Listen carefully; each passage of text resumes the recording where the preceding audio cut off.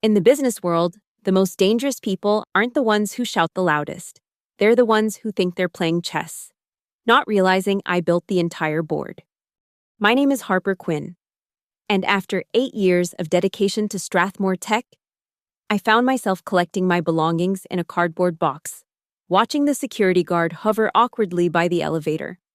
All because my new boss wanted to replace me with his golf buddy. What he didn't know was that I owned the very thing that made him look good to the board every year. And I don't take betrayal lightly. Let me back up. I joined Strathmore Tech in Austin when we were still occupying half a floor in a shared office space downtown.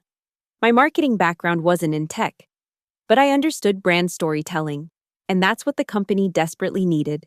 8 years later, I had built the marketing department from scratch, helped the company weather the pandemic storm, and transformed our annual Strathmore Open golf tournament from a small local event into the crown jewel of our corporate networking calendar. The Strathmore Open wasn't just any corporate golf tournament. It had become the event where our clients, partners, and industry peers came together. CEOs who wouldn't return calls suddenly found time when invited to play 18 holes at Blackhorn Ridge Country Club. Deals that had stalled for months mysteriously closed the week after the tournament. The event had my fingerprints all over it. The elegant minimalist branding, the carefully curated guest list, the personalized experience that made everyone feel like the most important person there. What nobody at Strathmore knew was that 3 years ago, I had quietly purchased the tournament rights through a shell company called Redland Ventures. It wasn't planned that way initially. The tournament had been managed by a third-party events company that was going under during the pandemic. I received a call from their owner, an old friend of my late father, who knew how important the tournament was to Strathmore. He offered to sell me the rights before listing them publicly. Using my inheritance from my father, who had founded a successful advertising agency decades earlier, I created Redland Ventures and bought the tournament outright. I never told anyone at Strathmore. On paper, we were still just sponsoring the event, working with an independent operator. I kept my ownership quiet, not out of deception, but because I wanted to protect the tournament from corporate budget cuts. This way, I could ensure its quality never suffered, even if Strathmore went through lean times. For 3 years, this arrangement worked perfectly. I essentially negotiated with myself, keeping costs reasonable while maintaining excellence. The board was thrilled with the value, and I poured my heart into making each year better than the last. Then Bradley Knox arrived. When our longtime chief marketing officer announced his early retirement, the board brought in Bradley to replace him. His resume sparkled with the right credentials: an MBA from Wharton, experience running nationwide sports campaigns, and a polished presentation style that impressed in boardrooms. In our first meeting, he spoke confidently about synergistic brand activations and leveraging experiential marketing touchpoints. The board members nodded approvingly, though I doubted many understood what those phrases actually meant in practice. Bradley looked the part of an executive: tailored suits, perfect haircut, the right watch. He had an impressive ability to drop names of industry leaders he'd supposedly golfed with. And that was the first red flag: his obsession with golf. Not as a sport, but as a networking tool. He viewed the golf course as his real office, where deals were made and careers advanced. I tried to give him the benefit of the doubt those first few weeks. I prepared comprehensive briefings on our marketing strategy, customer segments, and ongoing campaigns. During our meetings, he would glance at his phone, occasionally nodding while clearly scrolling through messages. When I presented the ROI numbers from my last campaign, a 43% increase in qualified leads, he responded with, "That's nice, Harper, but we need to think bigger, more visibility." The marginalization was subtle at first. My meeting invitations dwindled. Decisions that had previously required my input were made without me. Bradley started scheduling strategy sessions on Friday afternoons at Blackhorn Ridge Country Club, where he held a membership. These weren't official meetings, just casual brainstorming sessions to which I was never invited. Then came Logan Mace. Bradley mentioned him casually one morning. "I'm bringing in someone with fresh perspective, Logan Mace, brilliant creative mind. We play at the same club. You'll love him. I Googled Logan that afternoon. His LinkedIn profile listed a string of short-term creative director positions at agencies I'd never heard of. His portfolio website showcased campaigns that looked flashy but lacked substance. All style, no strategy. But he had an impressive golf handicap mentioned in his bio, which apparently qualified him to become our new deputy brand director, the promotion I'd been promised before Bradley arrived. Logan appeared in our office the following Monday, arm in arm with Bradley, both still laughing about some shared joke from their weekend golf game. He was given the corner office next to Bradley's, while I remained in my interior space with no windows. Within a week, Logan had scheduled individual meetings with my entire team, asking them to reimagine projects we'd already finalized. He knew nothing about our products or customers, but he knew exactly how to compliment Bradley in meetings and echo his vague vision for next-level brand experiences. I tried addressing the situation directly with Bradley, requesting a private meeting to discuss our department's direction. He rescheduled 3 times before finally granting me 15 minutes between his lunch and a golf lesson. "Harper," he said, not looking up from his computer. "You've done great work here, really solid foundation, but Logan brings the kind of disruptive thinking we need to elevate the brand." Disruptive thinking. He suggested we rebrand our industrial software suite as Tech Vibes. Our clients are manufacturing plants and engineering firms. Bradley finally looked up. "See, that's the problem. You're too locked into the old way of thinking. We need to appeal to the decision makers, not just the users. The decision makers are chief technology officers and operations executives. They want reliability and ROI, not vibes." He checked his watch. "We should continue this another time. I'm late for my lesson." As he walked out, he paused at the door. "Oh, and the executive speaker list for the annual conference. We're making some changes. Logan will be presenting the marketing roadmap this year." That presentation had been mine for 7 years. It was where I connected with our biggest clients and showcased our vision. Being removed was a clear message. 2 weeks later, my calendar pinged with a meeting invitation. HR discussion, Bradley Knox, Marcia from HR. Scheduled for 4:30 p.m. on a Friday, I didn't need industry experience to recognize a termination meeting. I spent the weekend preparing, not a defense, I knew that would be futile, but a strategy. Monday morning, I arrived early, dressed in my most confidence-inspiring outfit, and waited. Bradley and Marcia from HR delivered the news with corporate precision. Restructuring. New direction. Focusing on younger, more dynamic marketing models. The standard euphemisms for, "We're firing you to make room for the boss's friend." I didn't argue or plead, I simply asked for a copy of the termination letter to be sent to my legal counsel, signed the acknowledgement form, and stood up. "Is there anything else you'd like to discuss, Harper?" Marcia asked, clearly surprised by my calm. "No, I think everything is perfectly clear." That evening, I sat at my home office desk and logged into the secure portal for Redland Ventures, where I served as executive chairperson. I reviewed our contract with Strathmore Tech regarding the Strathmore Open. The tournament was 3 weeks away. Preparations were well underway. The contract gave Redland complete control over the event name, branding, sponsorship rights, and operations. I spent the night drafting an email and reviewing it with my lawyer. At 9 a.m. sharp the next day, I sent it to Strathmore's executive board, Bradley, and several key industry publications. Redland Ventures regrets to announce the termination of our partnership with Strathmore Tech for the annual golf tournament previously known as the Strathmore Open. This decision follows evidence of ethical breaches in Strathmore's sponsorship commitments.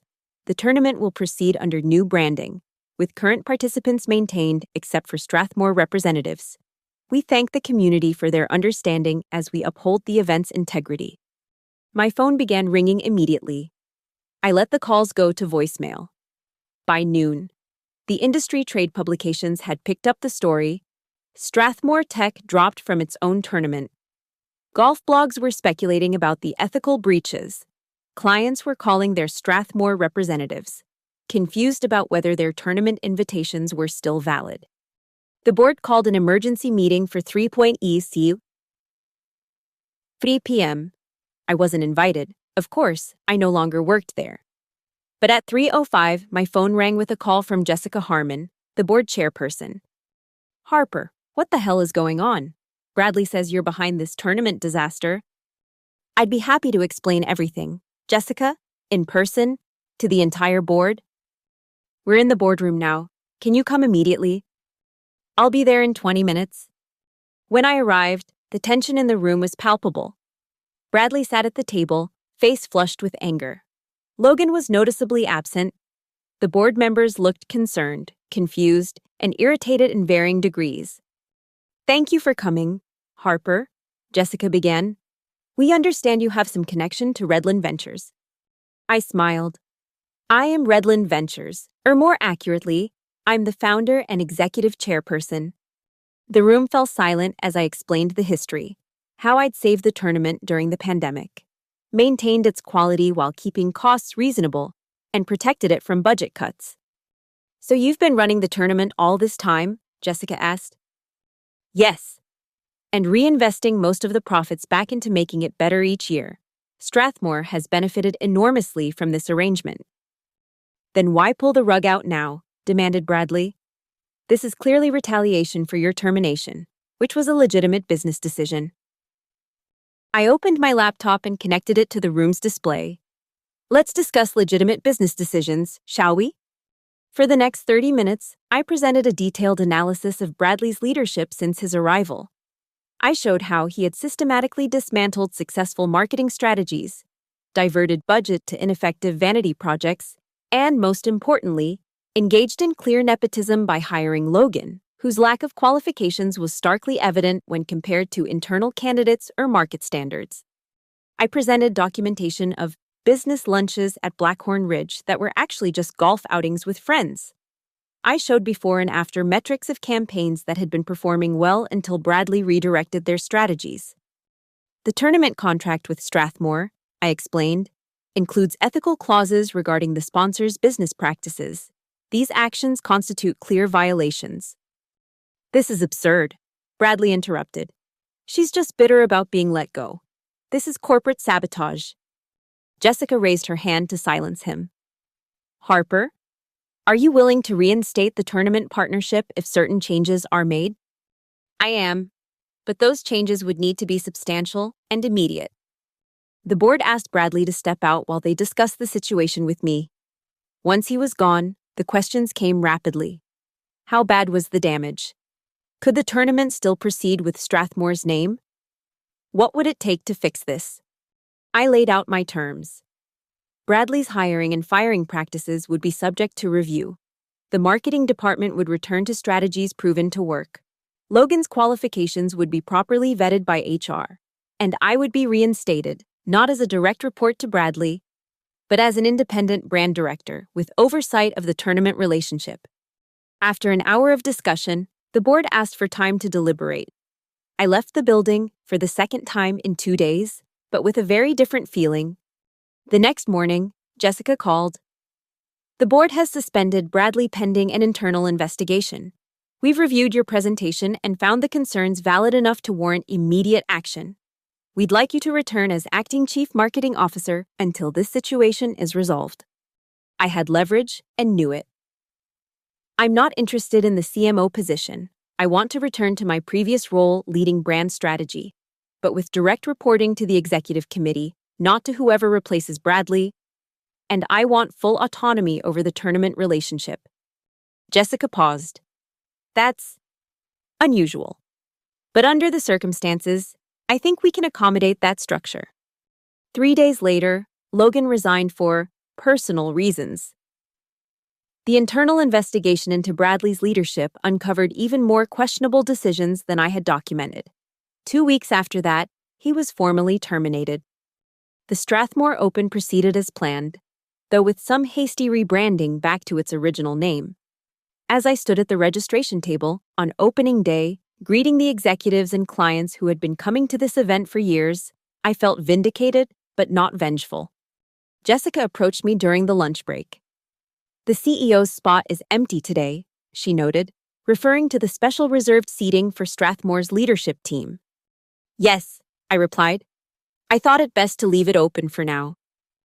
The board is considering external candidates, but we've also discussed promoting from within. She gave me a meaningful look. I smiled. I'm very happy in my current role, Jessica, but I appreciate the vote of confidence. That afternoon, I gave the opening speech for the tournament, not as a Strathmore employee, but as the representative of the tournament's primary sponsor. I spoke about integrity, long-term vision, and the importance of valuing substance over style.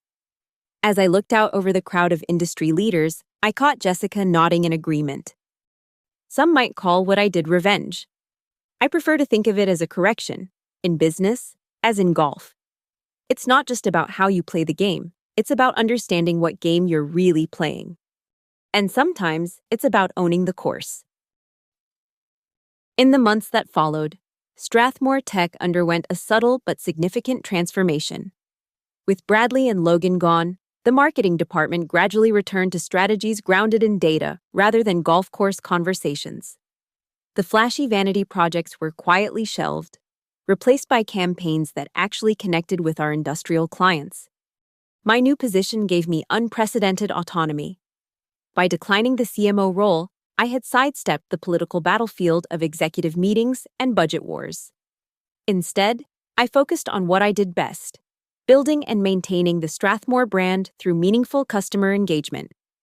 The board appointed Vanessa Corey as the new CMO, a veteran marketer from a major industrial equipment manufacturer who understood our customer base intimately. Unlike Bradley, she valued substance over style and recognized the strength of the foundation I'd built. I've been admiring your work from afar for years, she told me during our first meeting.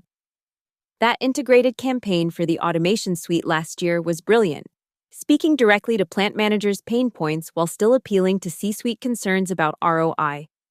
We quickly established a collaborative relationship. She protected the department from corporate politics, while I drove the creative and strategic direction of our brand. More importantly, she understood the value of the Strathmore Open beyond just a networking event. It's not about the golf, I explained during one of our strategy sessions. It's about creating an environment where people feel valued and heard, where conversations can happen naturally, without the pressure of a conference room or sales pitch. That's why it works, she agreed. Though I confess, I'm terrible at golf. Me too, I admitted. I've been running this tournament for years, and I still can't break 100. We laughed, and in that moment, I realized how refreshing it was to work with someone who didn't measure professional value by handicap. The fallout from Bradley's departure rippled through the company in unexpected ways. Several of his other hires, all coincidentally members of his golf club, found themselves under increased scrutiny. 2 resigned within weeks. The others adapted, realizing that actual performance now mattered more than clubhouse connections. Jessica and the board had learned their lesson about parachuting in executives without understanding the company culture. They implemented more rigorous vetting procedures and sought input from department leaders before making senior hires. My little revolution had sparked a larger transformation in how Strathmore approached leadership. As for Redland Ventures, I maintained my ownership but established clearer boundaries. I disclosed my position to the board and worked with legal counsel to create an ethical framework for the relationship between my company and Strathmore. The arrangement was unusual but ultimately beneficial for both entities. Strathmore received preferential treatment and pricing, while I maintained control over an event I deeply cared about. 6 months after Bradley's departure, I received an unexpected email from Logan Mace. He had landed at a small creative agency and wanted to pitch for some of our business. His message struck a humble tone, acknowledging that he'd been out of his depth at Strathmore. I shouldn't have taken a job I wasn't qualified for, he wrote. I let friendship cloud my professional judgment. I appreciated his honesty but declined the pitch opportunity. Some bridges, once burned, stay that way. The true test of our new direction came the following year, as we prepared for the next Strathmore Open. Without Bradley's influence, the guest list shifted from Who's Who at Blackhorn Ridge to Who Matters to Strathmore's Business. We invited key clients, prospective partners, and industry thought leaders, regardless of their golf abilities. We also made the event more inclusive. I introduced alternative networking activities for non-golfers, a guided hike through the scenic Back Nine, a workshop on sustainable manufacturing led by our chief engineer, and a technology showcase highlighting our newest innovations. Attendance increased by 23%, and for the first time, women made up nearly a third of the participants. The tournament itself was still the centerpiece, but it now felt like part of a more cohesive experience rather than a status symbol for executives. Even Jessica, who had never attended the full event before, stayed all 3 days. I had no idea what I was missing, she confessed during the closing dinner. This isn't just a golf tournament, it's Strathmore's culture in microcosm. That was exactly what I'd been trying to create all these years. As I watched the sunset from the clubhouse terrace, Vanessa joined me with 2 glasses of champagne. To successful partnerships, she said, handing me one. And to owning your value, I replied. You know, she said after a moment, the board is still keeping that CEO seat warm. Jessica mentioned your name again yesterday. I smiled and looked out over the golf course, where the last few foursomes were finishing their rounds. I'm exactly where I need to be right now. And I meant it. The greatest power isn't always found in the corner office. Sometimes it's in creating something so essential that others can't imagine life without it. The Strathmore Open was my creation. And through it, I had shaped the company culture more profoundly than any executive title would allow. Bradley had never understood that. He saw power as something to display, like an expensive watch or a low golf handicap. He never realized that true influence doesn't announce itself. It simply becomes indispensable. I took a sip of champagne and enjoyed the moment. Not because I had won some corporate game, but because I had stayed true to my vision despite the obstacles. The tournament would continue to evolve, as would Strathmore Tech and my role within it. But the foundation was solid now, built on mutual respect rather than backroom deals. In business, as in life, vindication doesn't always come with a title or an announcement. Sometimes it's just the quiet satisfaction of watching your creation thrive, knowing that you held firm when it mattered most. And occasionally, it's the empty chair at the executive table that tells the most interesting story. The following spring brought new challenges and opportunities.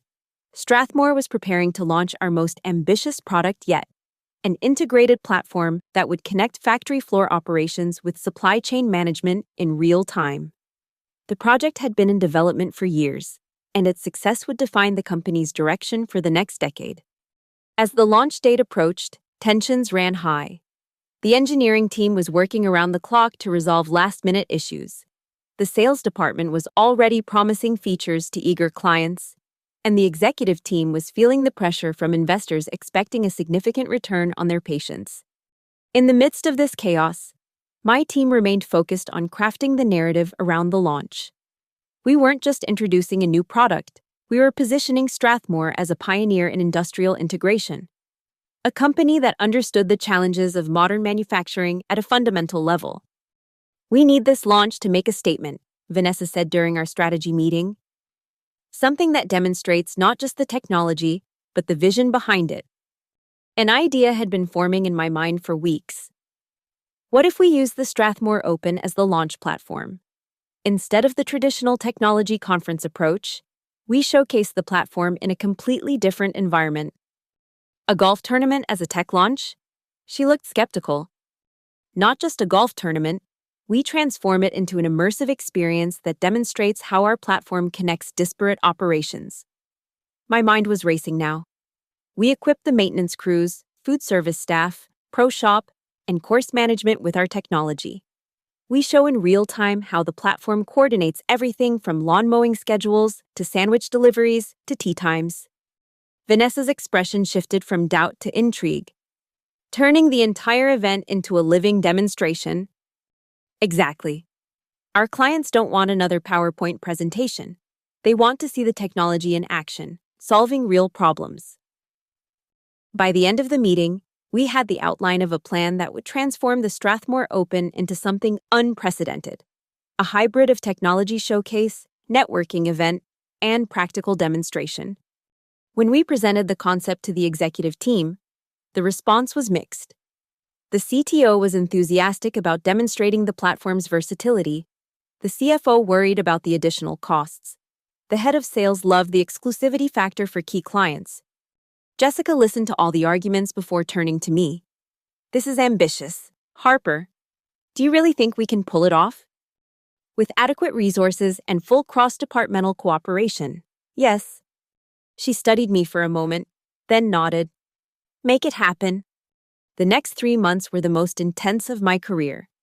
Coordinating between Redland Ventures and Strathmore's various departments required diplomatic skills I didn't know I possessed.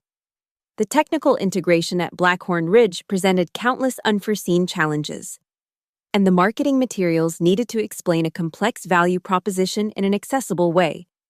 Through it all, I was sustained by the vision of what we were creating, not just a product launch or a golf tournament, but a new way for Strathmore to engage with its clients and the industry. 2 weeks before the event, disaster struck.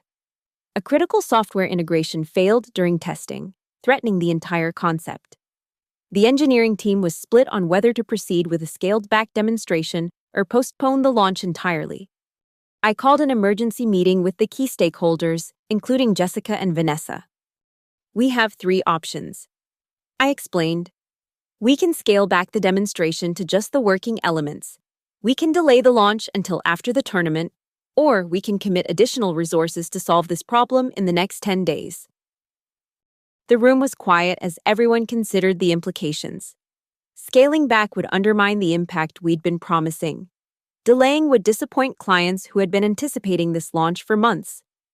But the third option required a level of commitment and confidence that made everyone nervous.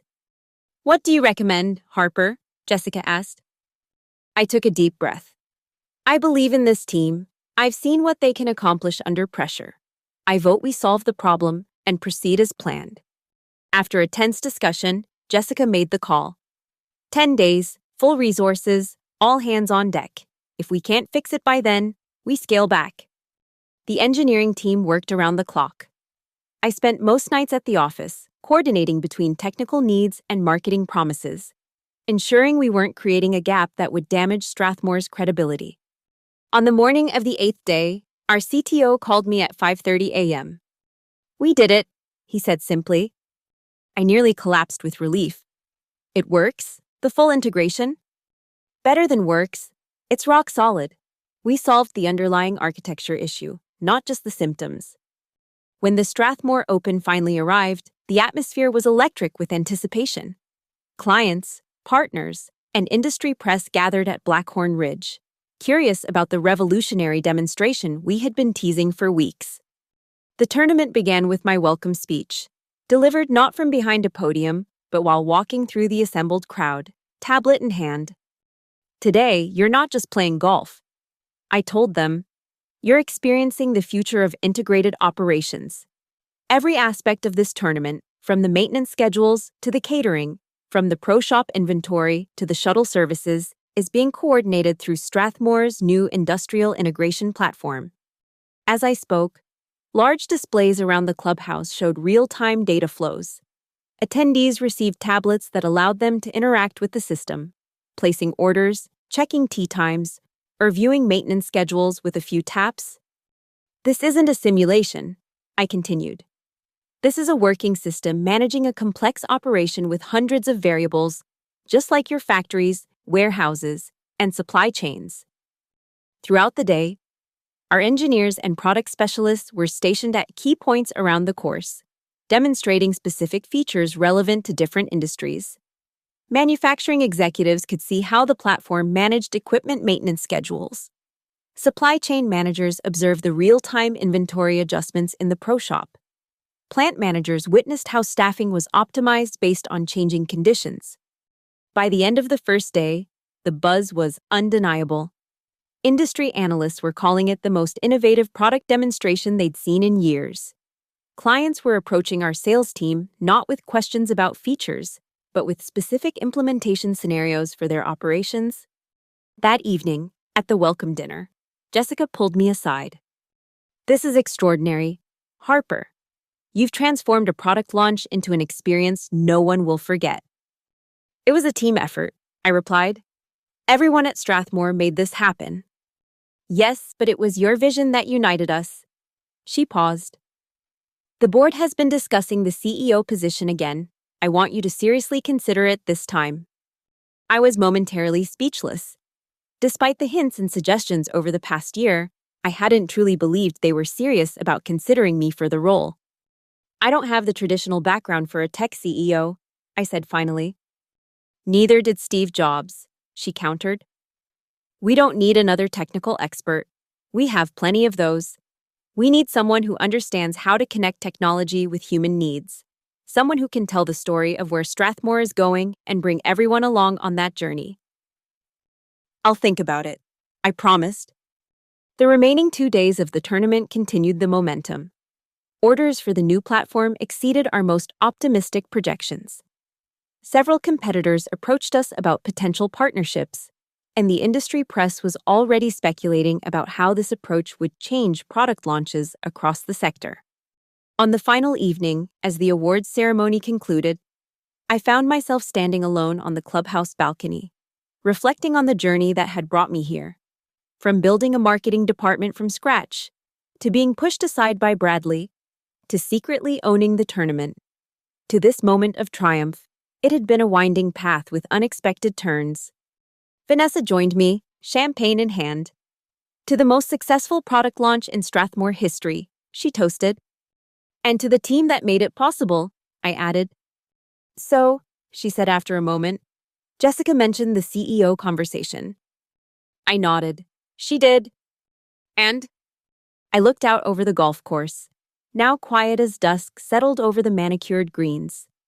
3 years ago, I had purchased the tournament rights to protect something I valued from corporate politics. In doing so, I had inadvertently created a power base that now offered me the very top position. I'm considering it, I said finally, but I want to be sure it's for the right reasons. Meaning, I need to be certain I can add more value as CEO than in my current role, and that Strathmore is ready for the kind of leadership I would provide. Vanessa smiled. After what you pulled off this weekend, I don't think anyone doubts your value. As the stars began to appear in the Texas sky, I thought about the path ahead. The CEO role would bring new challenges, new responsibilities, and new opportunities to shape Strathmore's future. It would also mean stepping away from the hands-on creative work I loved. But perhaps that was the next evolution of my journey, from creator to enabler, from builder to visionary. Whatever you decide, Vanessa said, interrupting my thoughts. You've already changed Strathmore in ways that will outlast all of us. She was right. The company's culture had shifted. Performance now mattered more than connections. Substance trumped style. And the Strathmore Open had evolved from a glorified golf outing to a showcase of the company's capabilities and values. In the end, isn't that what leadership is really about?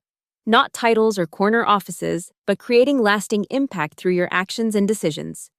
As we walked back inside to join the celebration, I felt a sense of contentment that transcended career ambitions. I had stayed true to my principles, protected what I valued, and helped transform Strathmore into a company I was proud to be part of, whatever my future role might be. The empty chair at the executive table might soon have my name on it, or it might go to someone else. Either way, I had written my own story at Strathmore on my own terms. And that, more than any title, was what truly mattered. 2 weeks after the tournament, I sat in my office reviewing the final metrics from the product launch. The numbers were impressive.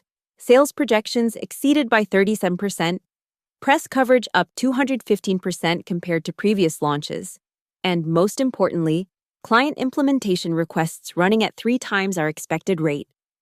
There was a knock at my door, and Jessica entered without waiting for a response.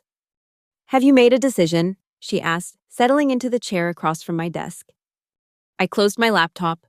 I've been giving it a lot of thought. And? I have some conditions. She raised an eyebrow. I assumed you might. Let's hear them. First, I want to maintain Redland Ventures as a separate entity with a clear ethical framework for its relationship with Strathmore. Full disclosure to the board and shareholders, of course. She nodded. Reasonable, if somewhat unusual. Next. I want to implement a company-wide mentorship program, focusing particularly on women and minorities in technical and leadership roles. That's actually aligned with initiatives the board has been discussing. What else? I want to establish a new division focused on customer experience across all touchpoints, not just marketing or sales, but a holistic approach to how clients interact with Strathmore. Jessica leaned forward, intrigued. That's a significant structural change. It's necessary if we're going to truly differentiate in an increasingly competitive market. Our technology is outstanding, but what will keep clients loyal is how we make them feel about working with us. She considered this for a moment. Your background is showing, Harper. Most tech CEOs would be proposing new product lines or acquisition targets. That's exactly why Strathmore needs a different perspective at the top. We have brilliant technical minds who can drive innovation. What we need is someone who understands how to connect that innovation to human needs and experiences. Jessica smiled. That's essentially what I told the board when I recommended you. Any other conditions? I hesitated before sharing my final request. I want a 6-month trial period, for both sides. If either the board or I feel it's not working, I return to my current role with no hard feelings. This surprised her. You want an escape clause? That's unusual for someone accepting a CEO position. I'm not interested in the title for its own sake. I want to be sure I can actually make the impact I envision. And I want the board to be confident in their choice as well. Jessica stood and extended her hand. I believe we have a deal. Ms. Quinn, I'll present these terms to the board tomorrow, but I don't anticipate any objections. As she turned to leave, she paused at the door. You know, when Bradley was pushing to hire Logan and edge you out, he told the board you were too invested in Strathmore's past to lead us into the future. And now? Now we understand that your investment in Strathmore's history and culture is exactly what makes you the right choice to shape its future. After she left, I sat quietly, letting the reality sink in. From marketing director to CEO, it wasn't a path I'd envisioned when I joined Strathmore 8 years ago. But then again, I hadn't planned to secretly buy a golf tournament either. Life had a way of creating unexpected opportunities. The board approved my conditions unanimously. And 3 weeks later, Strathmore Tech announced my appointment as Chief Executive Officer. The press release highlighted my role in the company's growth, the successful product launch, and my vision for customer-centered innovation. Industry reactions were mixed. Some analysts praised Strathmore for promoting from within and appointing a non-technical leader who understood brand value. Others questioned whether I had the experience to lead a technology company in an increasingly competitive market. I didn't waste energy worrying about the skeptics. Instead, I focused on building my leadership team and articulating a clear vision for Strathmore's future. My first official act as CEO was to promote Vanessa to Chief Experience Officer, heading the new division I had proposed. She would oversee the integration of marketing, sales, customer service, and user experience into a cohesive strategy that prioritized client relationships over transactional interactions. Next, I launched the mentorship program, pairing promising employees with senior leaders across departments. The program included structured development plans, regular feedback sessions, and clear pathways to advancement. Within 6 months, we saw improvements in retention rates and internal promotion statistics, particularly among previously underrepresented groups. The biggest challenge came in my 4th month, when our largest competitor announced a new platform that directly challenged our recent launch. The executive team was divided on how to respond. Some advocated price cuts to maintain market share, while others wanted to accelerate our product roadmap to add features we had planned for the following year. I called a strategy meeting that included not just executives, but lead engineers, sales representatives who worked directly with clients, and customer support managers who understood clients' day-to-day frustrations. We're not going to panic, I told them, and we're not going to react based on fear. We're going to listen to our clients and deliver what they actually need, not what our competitor thinks they want.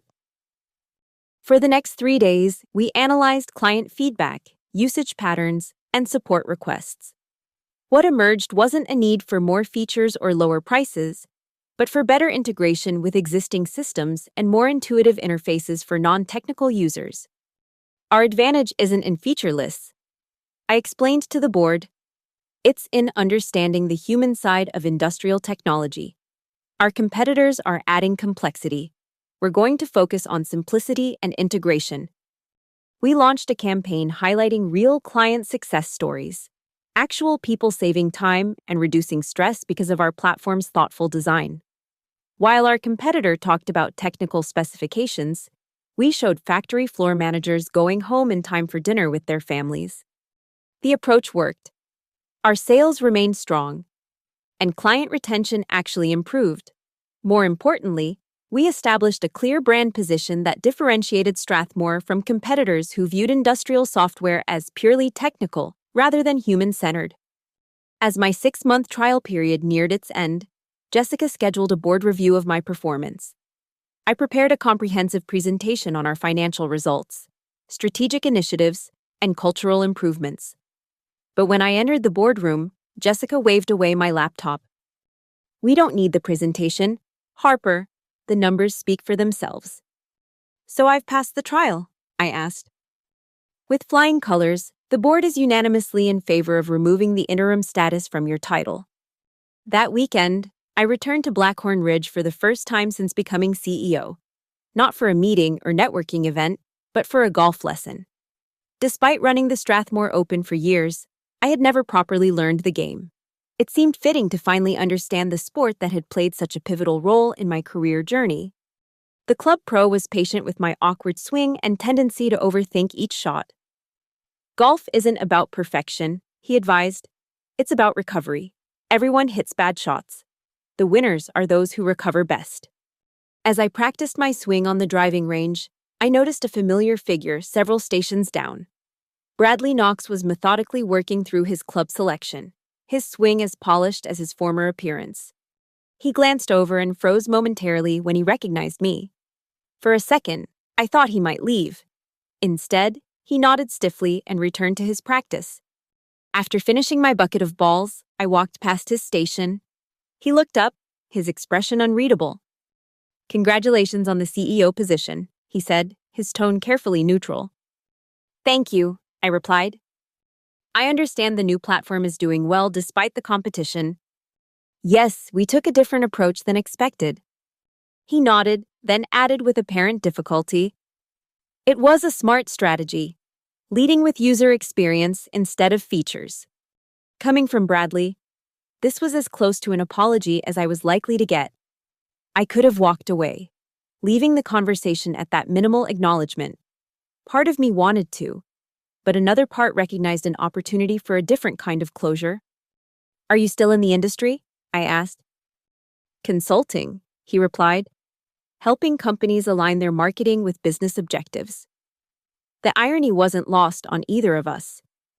"If you're interested," I said, surprising myself, "Strathmore is looking for advisors on our industry outreach program. Your network could be valuable." He looked genuinely startled. "You'd consider working with me, after everything?" In a limited advisory capacity, with clear expectations and boundaries, people deserve second chances when they're willing to learn from experience. Bradley studied me for a moment. "I'll think about it," he said finally.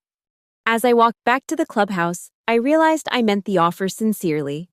Not out of forgiveness exactly, but from a recognition that people are more complex than their worst decisions.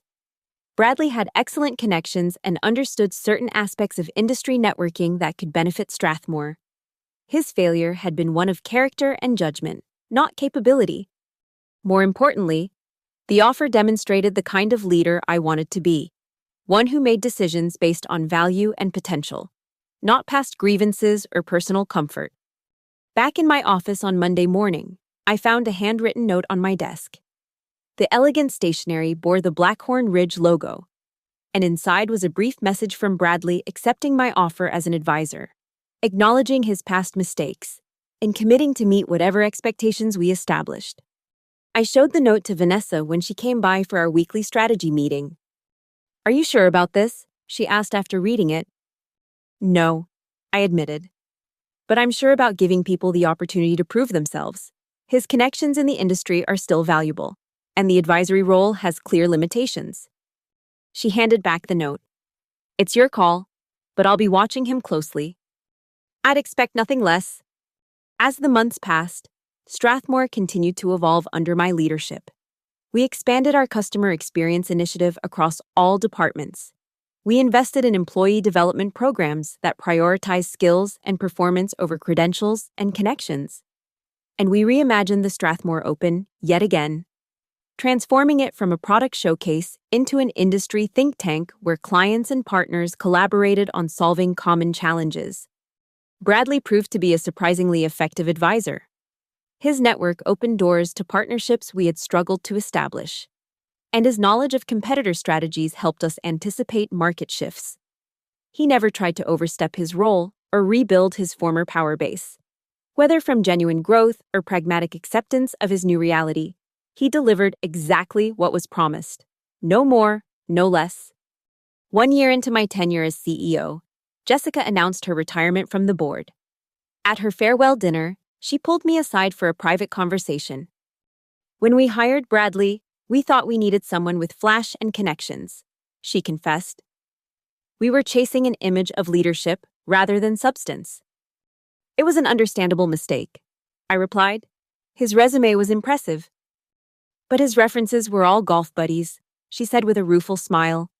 We should have dug deeper. Well, I've taken up golf now, I joked. Should the board be worried? She laughed. Not as long as you keep remembering what matters. Strathmore isn't about who you know or where you play. It's about building something meaningful.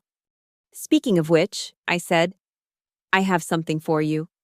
I handed her an envelope containing a lifetime honorary membership to the Strathmore Open, not as a networking event, but as the industry collaboration forum it had become.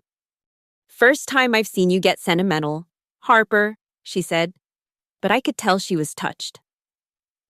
Not sentimental, I corrected. Strategic. Your experience is too valuable to lose just because you're retiring from the board. On the drive home that night, I reflected on how far we had come. From a marketing director fighting for recognition to a secret tournament owner protecting what I valued. To the CEO shaping Strathmore's future, it had been an unexpected journey. The irony wasn't lost on me. Bradley's attempt to replace me with his golf buddy had ultimately led to my ascension to his boss's position. His focus on appearances and connections had cleared the path for my emphasis on substance and value. His short-term thinking had enabled my long-term vision. But this wasn't a story about revenge or even justice. It was about staying true to your principles even when others don't recognize their worth. About building something meaningful rather than chasing status. About understanding that real power comes not from titles or corner offices, but from creating value that others can't ignore. 2 years after taking the CEO position, I stood on the first tee at Blackhorn Ridge, preparing to hit the ceremonial opening drive for the Strathmore Open. My golf game had improved significantly, though I still wouldn't be winning any tournaments.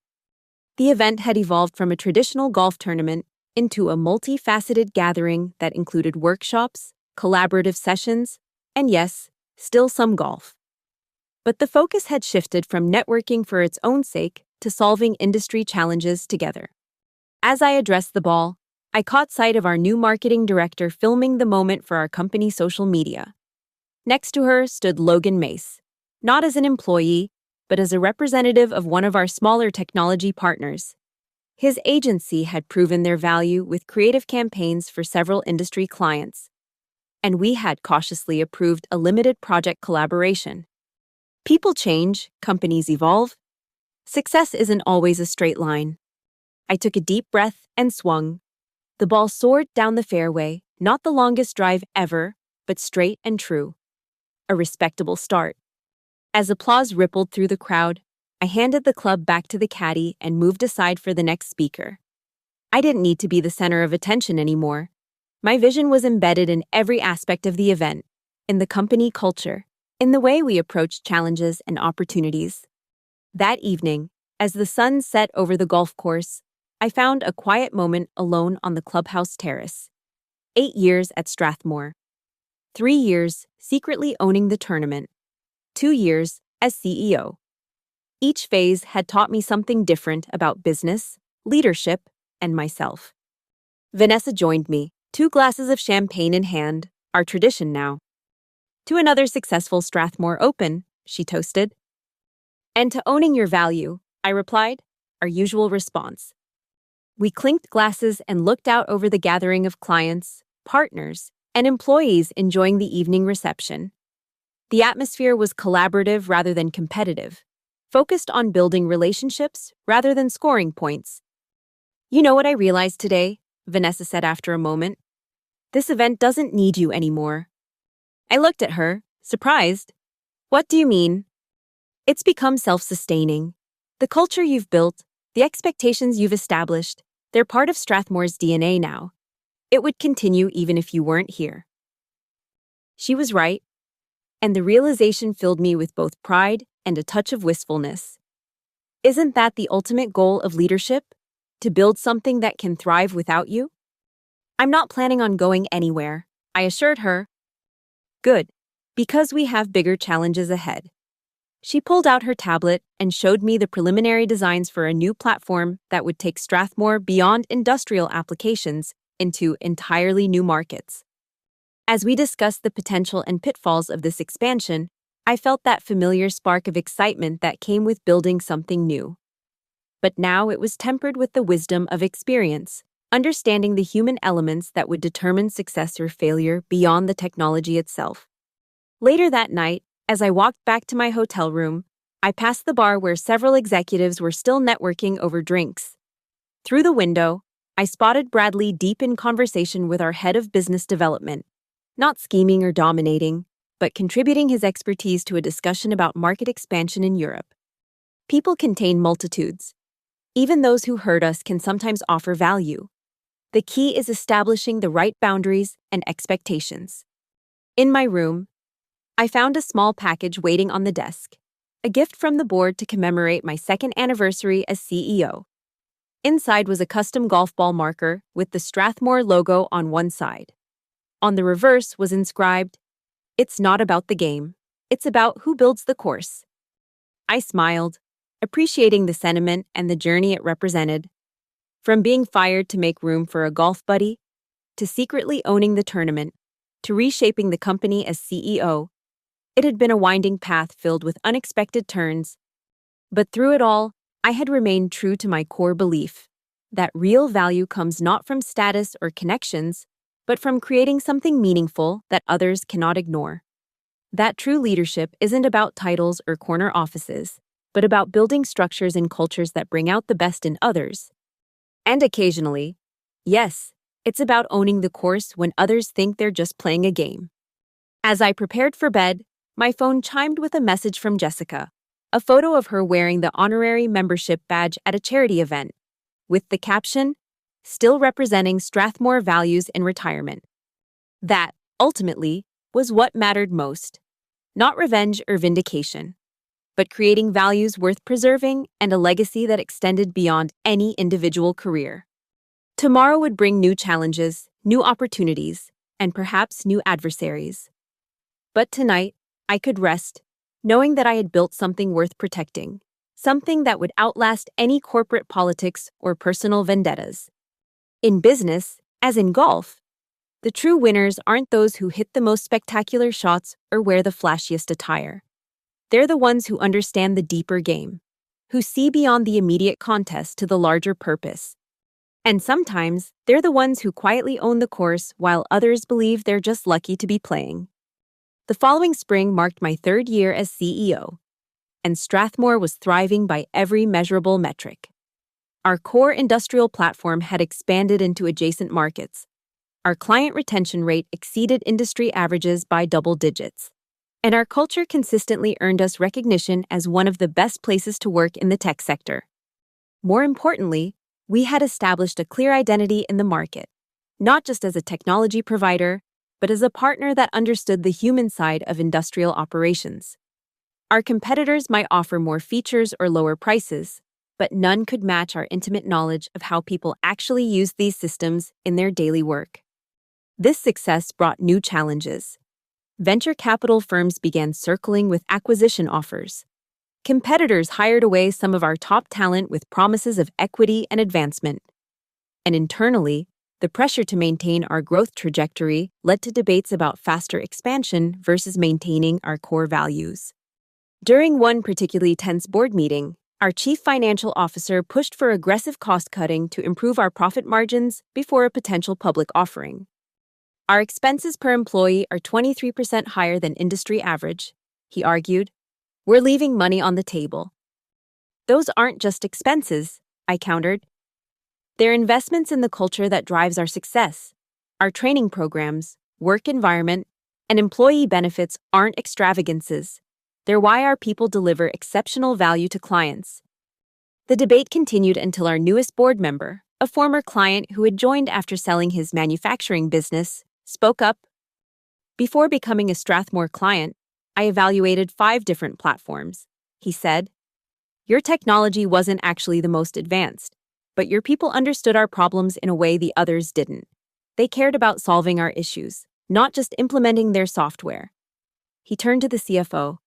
That doesn't show up on a balance sheet, but it's why we chose Strathmore and stayed for 8 years.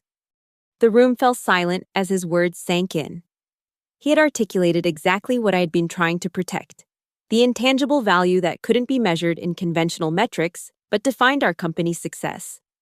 After the meeting, I sent him a thank you note for his support. His reply was simple.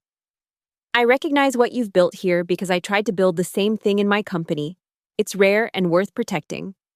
His words stayed with me as we prepared for that year's Strathmore Open. The event had evolved into a hybrid of industry conference and collaborative workshop, with the golf tournament as just one component of a week-long gathering. Executives, engineers, and operators from across the industrial sector came not just to network, but to share challenges, explore solutions, and shape the future of their industries.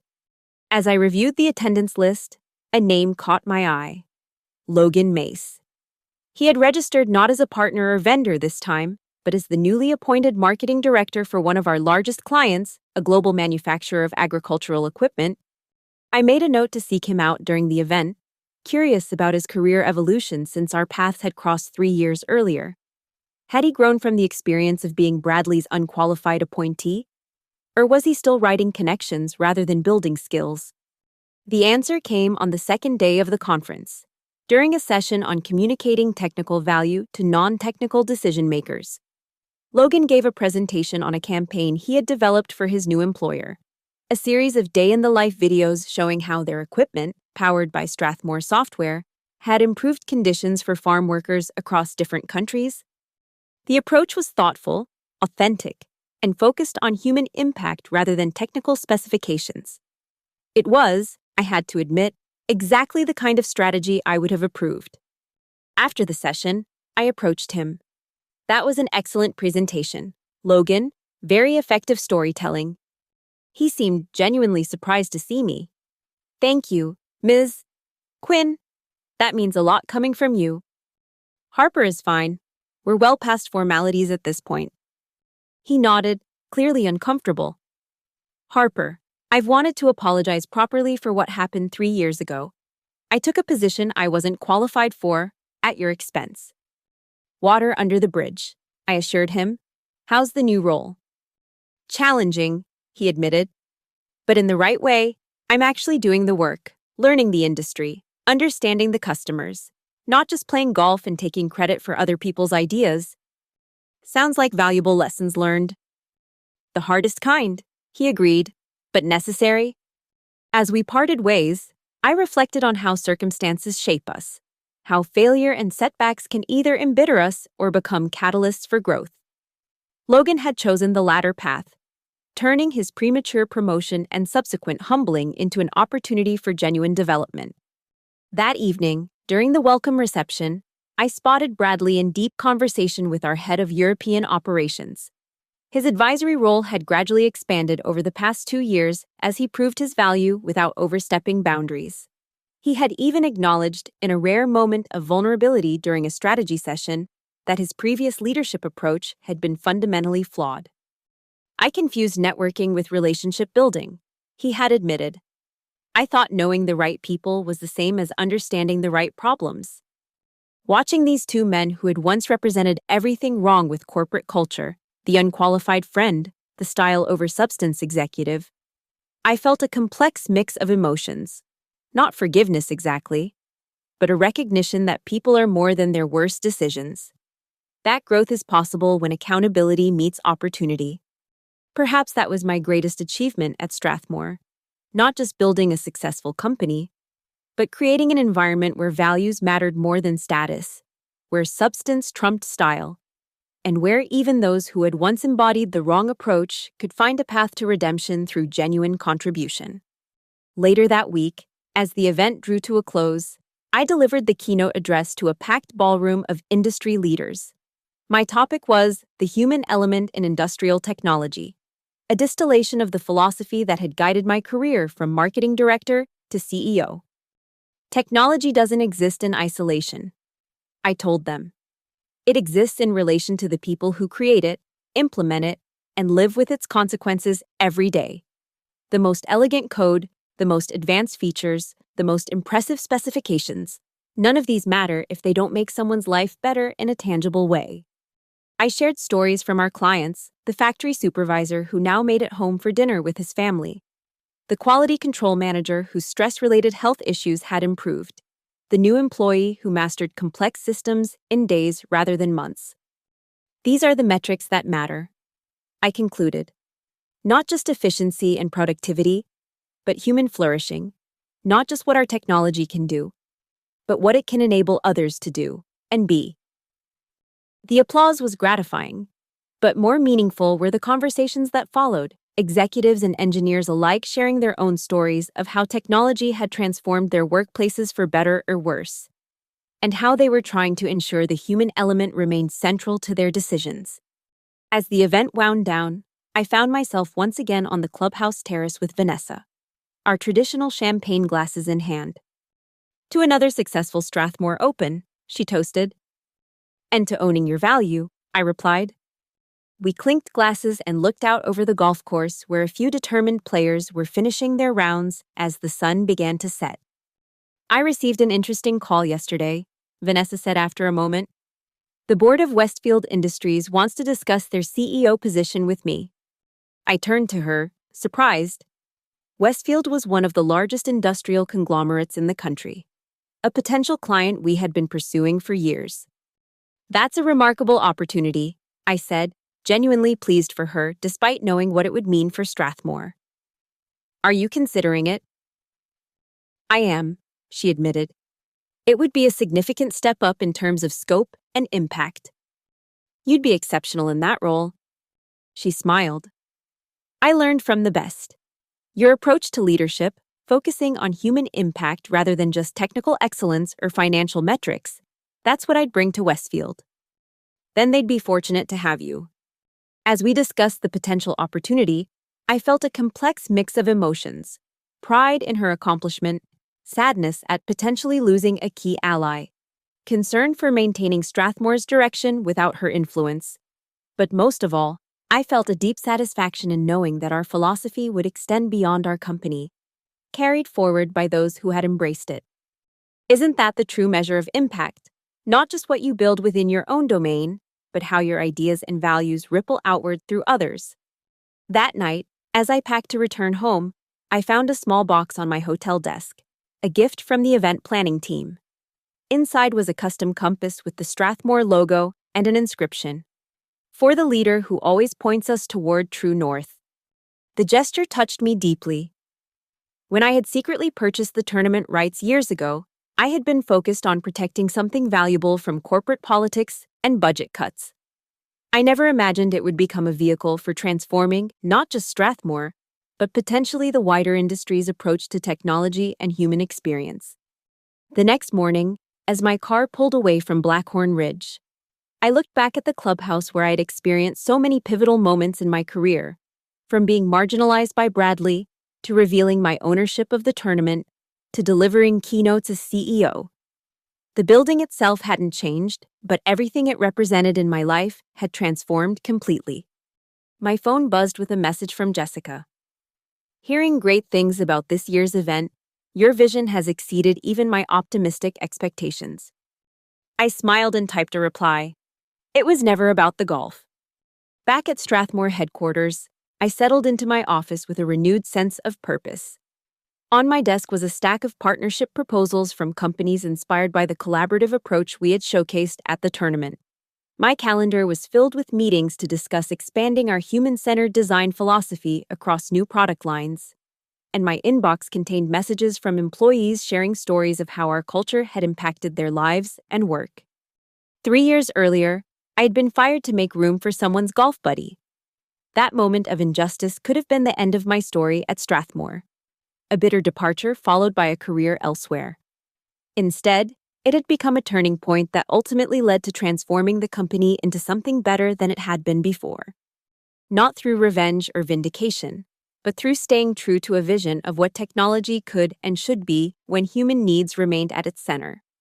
As I began reviewing the first partnership proposal, I reflected on the journey that had brought me here. From marketing director to secret tournament owner to CEO, each role had taught me something different about leadership, value, and impact. But the most important lesson had been about power. Not the kind that comes from titles or corner offices, but the kind that comes from creating something so valuable that others can't ignore it. The kind that allows you to shape environments rather than just navigate them. The kind that transforms setbacks into opportunities and challenges into catalysts for growth. In the business world, the most dangerous people aren't the ones who shout the loudest or play the most impressive golf. They're the ones who understand what truly matters, who can distinguish between status and value, between networking and relationship building, between the game being played on the surface and the deeper currents that actually determine success. They're the ones who, when pushed aside to make room for someone's golf buddy, don't just accept defeat but find another path forward. Who recognize that sometimes the most powerful position isn't on the board at all, it's owning the game itself. And sometimes, just sometimes, they end up in the CEO's office anyway. Not because they played politics better than others, but because they created value that no one could ignore. That was my story. Not a tale of revenge, but of transformation. Not about winning a corporate game, but about changing what game was being played. And as I looked towards Strathmore's future, with its challenges and opportunities, its potential for growth and impact, I knew that the lessons of that journey would continue to guide every decision, every initiative, every relationship. Because in business, as in life, it's not about the title on your door or the score on your card. It's about building something worth protecting, values worth preserving, and a legacy that extends beyond any individual career. Sometimes it's about owning the course while others think they're just playing a game.